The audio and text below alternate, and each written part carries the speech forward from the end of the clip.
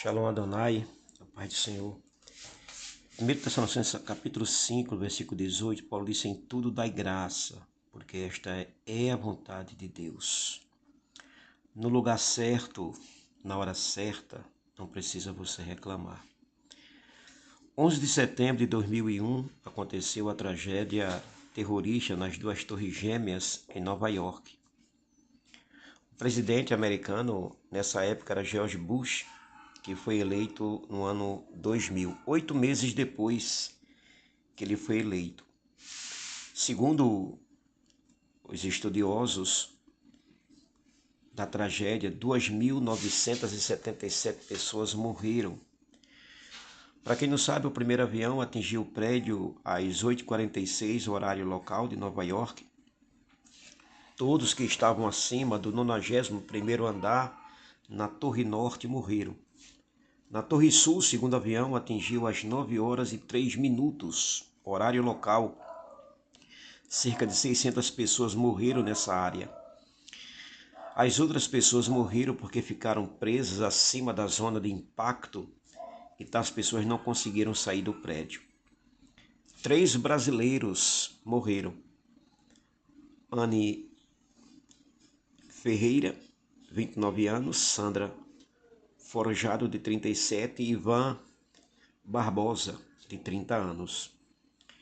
E outros ficaram vivos.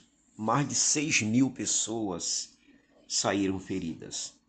Porém, um tempo lá na frente, algumas pessoas que sobreviveram a tal tragédia, a tal ataque fulminante, se juntaram e foram dar testemunhos do porquê não chegaram no World Trade Center na hora do atentado. Foram coisas simples, mas ouça, foram coisas providenciais. O diretor de uma firma se atrasou porque foi para uma reunião na escola do filho. Uma mulher se atrasou porque seu despertador não tocou a tempo. Outro funcionário se atrasou porque foi tomar um atalho e aconteceu um acidente e o trânsito ficou insuportável. Outro funcionário perdeu o ônibus. Outra funcionária foi atingida com fezes de pombo e voltou para se trocar e se atrasou. Um dos sócios não conseguiu ligar o carro e teve que esperar um mecânico. Uma secretária entrou em trabalho de parto neste dia. Um zelador não conseguiu pegar um táxi. O outro não foi porque seu sapato novo criou uma bolha enorme no seu pé e ele parou numa farmácia para comprar um curativo. Você já ouviu falar da multiforme graça de Deus? Em Efésios 3:10, Paulo fala sobre a multiforme graça de Deus, ou seja, as muitas formas de Deus trabalhar. Ouça, aprenda. Deus tem um propósito. Como disse o reverendo Dr. Martin Lloyd Jones, um propósito estranho, que na eternidade nós iremos entender. Muitos ateus disseram: por que Deus não livrou a todos, visto que Ele é Deus? Lá em Lucas, no capítulo 4, Jesus disse que havia muitos leprosos nos dias de Naamã, mas só ele recebeu a cura, como havia inúmeras viúvas no tempo de Elias, mas só a viúva de Sarepta que conseguiu o milagre. Nunca questione os atos de Deus. Deus conhece o amanhã e a gente só o início da curva lá na frente. Mas fica aqui um alerta. Nunca mais murmure se você for sair e o pneu do carro estiver furado. Nunca mais questione se seu voo atrasar, nunca mais questione se seu patrão te mandar embora, nunca mais questione se aquela promoção não chegar, nunca mais questione se aquele dinheiro tão sonhado não sair naquele dia, nunca mais questione se aquela ligação não funcionar, nunca mais questione se aquele RH não te solicitar, nunca mais reclame.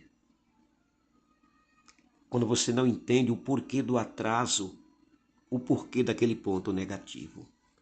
Saiba que, mesmo sem entender, você está na hora certa, no lugar certo, sendo preservado por Deus. Neemias, no capítulo 3, versículo 2, diz que Deus transforma maldição em bênção. E saibam, meus queridos irmãos, que na eternidade nós iremos cantar aquela doxologia, aquele louvor de adoração de Romanos 11, versículo 33. Ó profundidade das riquezas, tanto da sabedoria como do conhecimento, insondáveis são os teus caminhos, inescrutáveis são os teus juízos. Lançaram José num poço, ele não entendeu, mas o poço foi palco para que ele pudesse ser governador.